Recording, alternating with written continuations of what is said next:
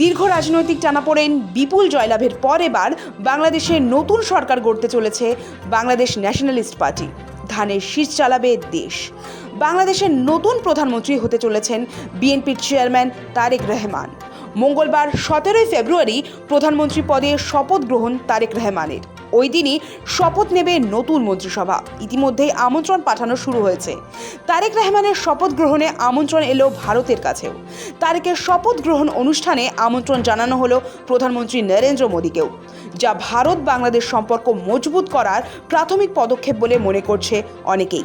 বাংলাদেশের জাতীয় নির্বাচনে বিপুল জনসমর্থন নিয়ে ক্ষমতায় বিএনপি। অন্তর্বর্তী সরকারের প্রধান মোহাম্মদ ইউনূসই এই আমন্ত্রণ জানিয়েছেন। জানা গিয়েছে, ভারতের পাশাপাশি বাকি দুই প্রতিবেশী চীন ও পাকিস্তানকেও আমন্ত্রণ জানিয়েছেন মোহাম্মদ ইউনূস। নির্বাচনে জয়ের পর বিএনপির নেতৃত্বের সঙ্গে কথা বলেন ইউনূস। তারপরই 13 দেশের প্রধানকে তারেকের শপথ গ্রহণ অনুষ্ঠানে আমন্ত্রণ জানানোর সিদ্ধান্ত নেওয়া হয়েছে। তালিকায় রয়েছে চীন, সৌদি আরব, ভারত, পাকিস্তান, তুরস্ক, সংযুক্ত আরব আমিরশাহী, কাতার, মালয়েশিয়া, ব্রুনেই, শ্রীলঙ্কা, নেপাল, মালদ্বীপ ও ভুটান। মঙ্গলবার বিকেলে জাতীয় সংসদের দক্ষিণ প্লাজায় নতুন মন্ত্রিসভার শপথ গ্রহণ অনুষ্ঠানের আয়োজন করা হচ্ছে। তাদের শপথ পড়াবেন প্রধান নির্বাচন কমিশনার এএমএম নাসির উদ্দিন। বিএনপির বিশাল জয়লাভের পর এক্স হ্যান্ডেলে তারেক রহমানের উদ্দেশ্যে অভিনন্দন বার্তা পাঠিয়েছিলেন প্রধানমন্ত্রী মোদী। সেই শুভেচ্ছা বার্তার পর বাংলাদেশের হবু প্রধানমন্ত্রী তথা বিএনপি চেয়ারম্যান তারেক রহমানকে ফোন করে অভিনন্দন জানান প্রধানমন্ত্রী নরেন্দ্র মোদী। তার পাল্টা ধন্যবাদ জানানোর পাশাপাশি বন্ধুত্বের হাত বাড়িয়েছে তারেকের দল। We also on behalf of our party thank him and we believe that under the leadership of our leader Mr. Tariq Rahman, the relation between these two countries and the people of these two countries will be strengthened. Bharat বিরোধিতা, মৌলবাদের আগুন, পাকিস্তানের অঙ্গুলি হেলন পেরিয়ে অবশেষে গণতন্ত্রের সোজা পথে হাঁটবে বাংলাদেশ। ফিরবে দিল্লি ঢাকার অতীতের উষ্ণ বন্ধুত্ব। নির্বাচনে নিরঙ্কুশ জয়ের পর কার্যত সেই ইঙ্গিতই দিয়েছে বাংলাদেশের শাসক দল বিএনপি। শেখ হাসিনার সরকারের পতনের পর বাংলাদেশের উপদেষ্টা প্রধান হিসেবে দায়িত্ব নিয়েছিলেন মোহাম্মদ ইউনূস।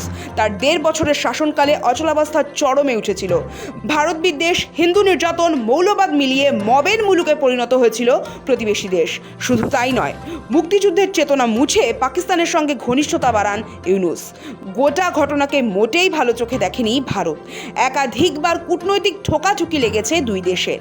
জটিল সেই পরিস্থিতি পেরিয়ে অবশেষে নির্বাচন সম্পন্ন হয়েছে বাংলাদেশে। প্রতিপক্ষ তথা মৌলবাদের জনক জামাতকে পিছনে ফেলে ক্ষমতায় এসেছে বিএনপি। অচলাবস্থা পেরিয়ে নতুন করে গণতান্ত্রিক বাংলাদেশের স্বপ্ন দেখতে শুরু করেছে সেখানকার জনগণ। এই অবস্থায় বিএনপির তরফে ভারতের সঙ্গে সুসম্পর্কের বার্তা একদিকে দিল্লির জন্য যেমন আশার আলো, অন্যদিকে পাকিস্তানের জন্য অশনি সংকেত। প্রধানমন্ত্রী মোদী কি যাবেন?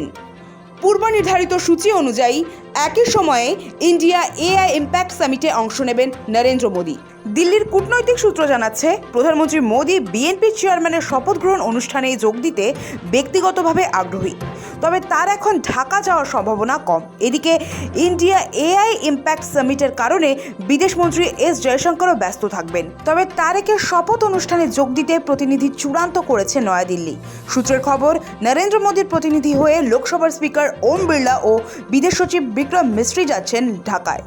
এর আগে বিএনপির প্রধান তথা বাংলাদেশের প্রাক্তন প্রধানমন্ত্রী খালেদা জিয়ার প্রয়াণের পরও তার শেষকৃত্যে গিয়েছিলেন ভারতের বিদেশমন্ত্রী। বিএনপির ভারপ্রাপ্ত চেয়ারম্যান তথা খালেদা জিয়ার পুত্র তারেক রহমানের হাতে ভারতের পক্ষ থেকে শোকবার্তা দিয়ে এসেছিলেন ভারতের পররাষ্ট্রমন্ত্রী। ভোটমুখী বাংলাদেশে সে সময় জয়শঙ্করের যাত্রা ছিল কূটনৈতিকভাবেও অত্যন্ত তাৎপর্যপূর্ণ। বিগত কয়েক বছরে ভারত বাংলাদেশ সম্পর্কের সমীকরণে অনেক পরিবর্তন এসেছে। বন্ধুত্বপূর্ণ সম্পর্ক পরিস্থিতির কারণে কিছুটা তিক্ত হয়েছিল। সাম্প্রতিক বাংলাদেশে যেভাবে হিন্দু হত্যা তথা সংখ্যালঘু নির্যাতন চলেছে জামাতের নেতৃত্বে, এর পিছনে যে পাকিস্তান ও চীনের উস্কানি রয়েছে তা বুঝতে সময় লাগেনি সাউথ ব্লকের। তৈরি হয়েছে ইনকিলাব মঞ্চের মতো ভারত বিরোধী সংগঠনও। আর তাই আপাতত সাবধানী হয়েও বিএনপির দিকেই সামান্য ঝুঁকে থাকছে নয়াদিল্লি। বাংলাদেশের প্রথম মহিলা প্রধানমন্ত্রী খালেদার সময়কালে যে যে কারণে স্মরণীয় হয়ে থাকবে তার মধ্যে অন্যতম হলো ভারত বিরোধী অবস্থান। তার সময় ভারতের সঙ্গে বাংলাদেশের দ্বিপাক্ষিক সম্পর্ক অনেক সময় তলানিতে নেমেছে, তবে এত বছর পদ্মা দিয়ে বয়ে গিয়েছে অনেক জল।